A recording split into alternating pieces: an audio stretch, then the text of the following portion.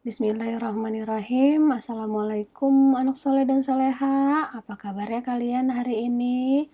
Semoga kalian selalu dalam keadaan sehat, selalu dalam lindungan Allah Subhanahu wa Ta'ala. Nah, alhamdulillah hari ini bertemu kembali ya dengan Bu Rian pada pembelajaran tematik. Nah, hari ini kita masih belajar di tema 7, subtema 3, perkembangan teknologi komunikasi, dan PB selanjutnya ya, PB 4, 5, dan 6. Nah, sebelum kita belajar, seperti biasa, kita berdoa dulu, dan Ibu selalu mengingatkan 3M-nya selalu dijaga ya, agar kita bisa kembali belajar di kelas. Kita masuk pembelajaran keempat.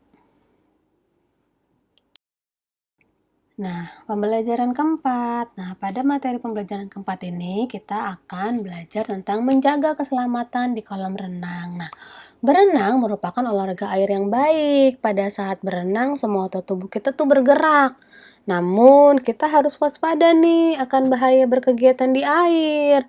Bahaya mungkin terjadi di kolam renang adalah tenggelam. Nah, agar tetap selamat saat berenang, kita harus ditemani oleh orang yang sudah mahir. Misalkan kalian ingin berenang, berarti kalian harus ditemani oleh orang tua kalian ya, atau seseorang yang sudah bisa berenang. Nah, apa saja sih upaya yang dapat kita lakukan untuk menjaga keselamatan diri saat berenang? Nah, mari kita lihat upayanya.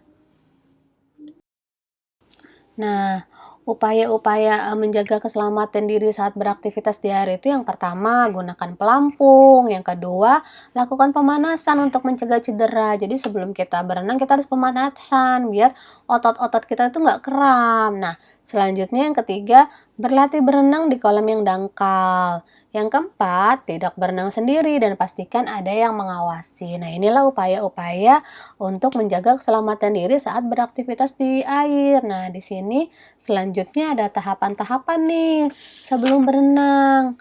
Tahapan-tahapan sebelum berenang bisa kalian baca sendiri ya. Ada di halaman 142 dan 143.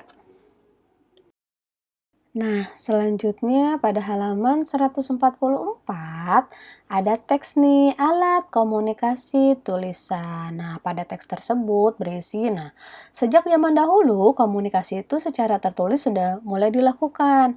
Ada surat yang ditulis pada daun lontar. Jadi pada zaman dulu surat itu ditulis pada daun lontar. Nah, selanjutnya itu berkembang. Surat ditulis pada selembar kertas dan dimasukkan ke dalam amplop, lalu dikirimkan ke petugas pos. Nah, dalam waktu tertentu. Nah, waktu penyampaian surat itu tergantung pada jarak dan tujuan dan biaya pengiriman. Kalau di pos kan tergantung ya, misalkan kalian mau cepat, berarti biayanya tambah banyak. Dan dilihat juga jaraknya, misalkan kalian mau ngirim ke daerah mana, itu biasanya diperhitungkan juga. Nah, biasanya sekitar 3 hari sampai 1 minggu surat baru nyampe. Nah, pada abad 21 mulai dikenal dengan surat elektronik atau surel. Nah, surel ini dikirim melalui jaringan internet dengan alat bantu komputer. Nah, melalui surel ini pesan dapat diterima di tempat tujuan sesaat setelah dikirim. Tentu saja hal tersebut sangat membantu nih untuk komunikasi. Kini bukan hanya surel saja, surel itu surat elektronik, biasanya kita ngirim email ya.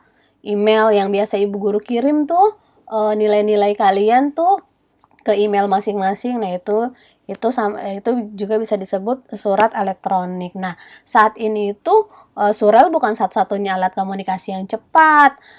Melalui telepon seluler kita juga dapat berkirim pesan menggunakan aplikasi pesan singkat. Bahkan saat ini kita bisa saling berkirim data penting melalui ponsel dengan berbagai pilihan aplikasi. Nah, ponsel itu kan telepon ya. Nah, telepon itu adalah alat komunikasi secara lisan. Selain alat komunikasi lisan, hingga saat ini alat komunikasi tulis juga masih terus berkembang. Jadi, telepon itu bukan hanya alat komunikasi secara lisan ya, bisa juga untuk tulisan ya. Kita bisa mengirim pesan, mengirim apapun sekarang sudah bisa ya melalui handphone dengan menggunakan aplikasi-aplikasi. Nah, Selanjutnya di sini ada jenis-jenis produk teknologi komunikasi. Lingkari jenis-jenis produk yang dihasilkan oleh teknologi komunikasi. Nah, jenis-jenis produk yang dihasilkan oleh teknologi komunikasi apa aja nih? Yang pertama kita lingkari nih ada surel namanya. Surel tadi apa? Surat elektronik. Terus ada lagi pesan singkat, SMS. Selanjutnya ada ponsel, ada komputer, dan internet. Nah, ini adalah yang produk yang dihasilkan oleh teknologi komunikasi ya. Semakin canggih teknologinya sekarang, berarti semakin berkembang lagi. Alat-alat ya seperti ponsel itu udah bisa banyak melakukan aktivitas dengan hanya memegang ponsel. Itu adalah perkembangan teknologi komunikasi. Nah, selanjutnya di sini Siti dan teman-temannya sedang melakukan kerja kelompok ya. Nah, Udin membantu meringkas hasil informasi.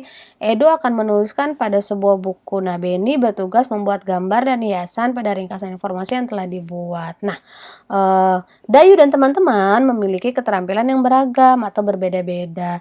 Dengan adanya perbedaan, kita tetap dapat saling membantu. Selain itu, kita dapat saling melengkapi. Nah, hal tersebut itu dinamakan kolaborasi. Nah, kolaborasi itu adalah perbuatan bekerja sama.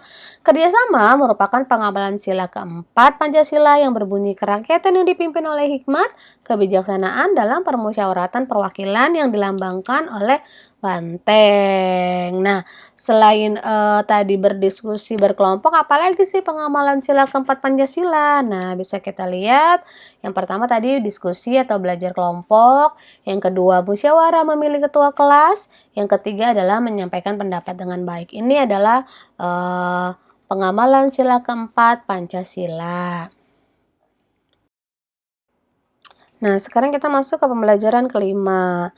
Di pembelajaran kelima ini, Beni kedatangan tamu istimewa. Tamu itu adalah Bang Andi. Dia adalah saudara sepupu Beni yang berada di Jepang. Nah, beberapa waktu yang lalu ayah menunjukkan surat dari Bang Andi nih. Bang Andi mengirim surat surel atau mengirimkan email. Nah, di situ emailnya bisa kalian baca sendiri ya nih. Isi surat yang ditulis oleh Bang Andi itu bisa kalian baca di halaman 151 dan 152. Di sini Bang Andi memberitahu bahwa teknologi itu udah semakin maju, dengan jarak itu tidak menjadi masalah. Kita masih bisa bertegur sapa, bertelepon, mengirim pesan atau video. Nah, kita lihat manfaat perkembangan teknologi informasi apa aja nih pada teks nih ya. Manfaat perkembangan teknologi yang ada pada teks adalah dapat berkomunikasi jarak jauh tuh. Caranya dengan dapat mengirim SMS, telepon suara, dan telepon video. Jadi untuk di zaman sekarang, walaupun kita sudah jauh, kita tidak berdekatan dengan saudara kita, kita masih tetap bisa berkomunikasi, yaitu dengan cara apa? Mengirim SMS, menelpon, apalagi sekarang udah ada video call, sudah semakin maju ya, jadi jarak pun udah tidak menjadi masalah.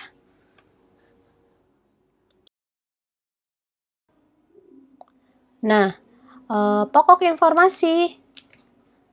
Nah, pokok informasi adalah permasalahan utama yang terdapat dalam sebuah teks bacaan atau cerita, karena di setiap bacaan pasti memiliki pesan atau informasi yang akan disampaikan. Seperti tadi surelnya Bang Andi, dia ingin memberikan informasi kalau sekarang jarak itu udah nggak jadi masalah, karena sekarang sudah ada kemajuan teknologi komunikasi dengan kita video call, telepon, itu udah bisa berkomunikasi dengan orang yang tidak berada di satu daerah atau di jarak yang sama ya, di daerah yang sama. Nah, selanjutnya kita akan belajar tentang keliling bangun datar. Di sini Bu Guru ada gambar. Nah, dilihat nih. Pada gambar di samping, satu sisi persegi menunjukkan satu satuan panjang. Nah, keliling bidang berwarna merah muda adalah 12 satuan panjang. Kok bisa jadi 12 satuan panjang ya keliling yang berwarna merah muda? Nah, kita lihat di sini. Nah, setiap setiap garis ini adalah satu ya. Nih dilihat nih, ini satu satuan panjang. Berarti ada berapa nih? 1, 2, 3, 4, 5, 6, 7, 8, 9, 10, 11, 12. Nah, berarti ini ada 12. Kelilingnya adalah 12 satuan panjang. Dihitung ya setiap garisnya nih ya. 1, 1, 1 nih ya. Seperti yang tadi udah Ibu Guru contohkan itu adalah keliling. Nah, selanjutnya ada contohnya nih, lihat nih. Hitunglah keliling dari berbagai bangun di bawah ini. Yang pertama nih, berapa nih? Berarti dihitung nih pinggir-pinggiran sininya nih. 1, 2, 3. Sampai ketemu lagi di sini dia ada 24 satuan panjang. Jadi dihitung setiap garisnya nih ya. Seperti yang tadi Ibu Guru contohkan yang ini nih. Nih, garis ininya dihitung. Nah, selanjutnya yang contoh kedua adalah 16 satuan panjang. Setelah dihitung ya, ini adalah 16 satuan panjang keliling. Berarti keliling pinggir-pinggirnya dihitung semua ya. Selanjutnya itu ada pengamalan sila ketiga Pancasila nih. Indonesia adalah negara yang kaya. Indonesia itu memiliki sekitar 17.000 pulau. Indonesia terdiri atas berbagai suku bangsa yang memiliki adat dan kebiasaan berbeda. Nah, Indonesia memiliki dasar negara yaitu Pancasila. Nah, sila ketiga Pancasila menjadi landasan agar kita selalu hidup rukun. Dan ada semboyannya nih.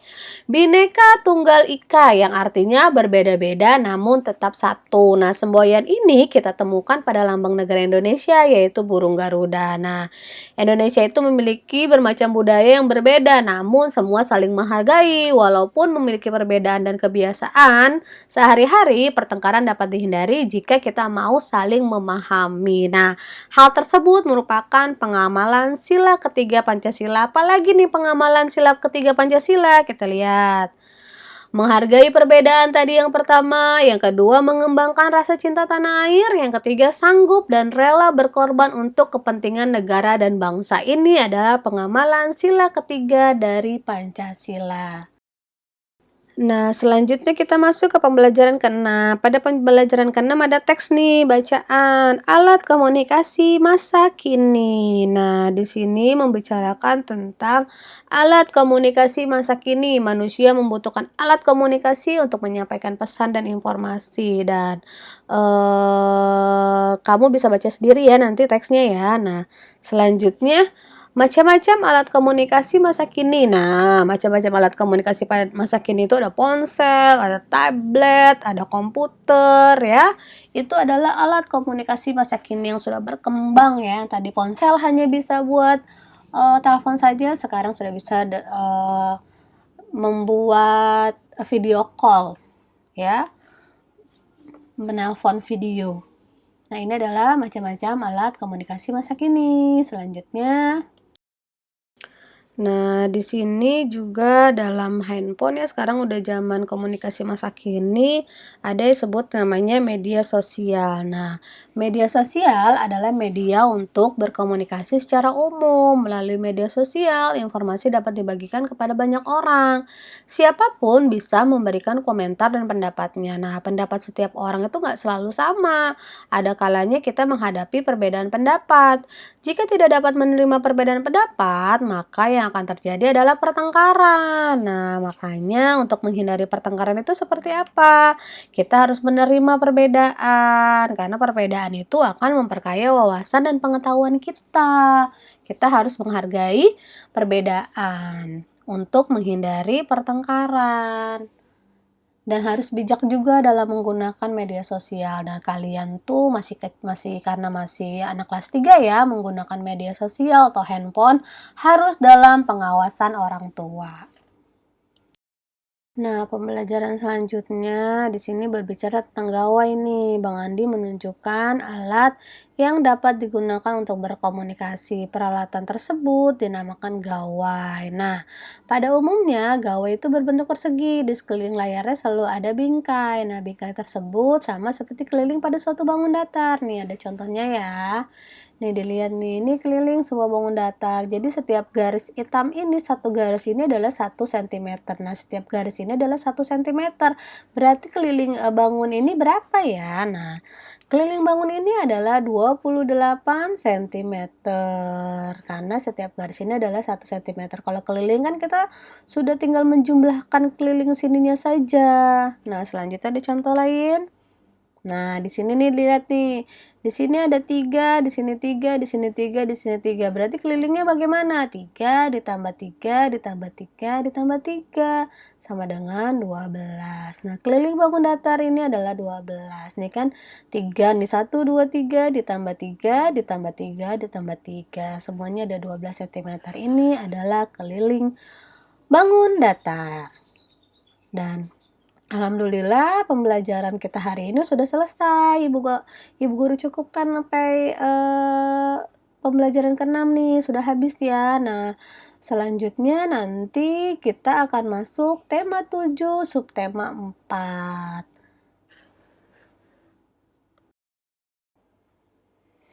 Nah, selanjutnya nanti kita akan belajar tema 7, subtema 4 ya. Semoga kalian paham dengan apa yang sudah Ibu Guru sampaikan hari ini.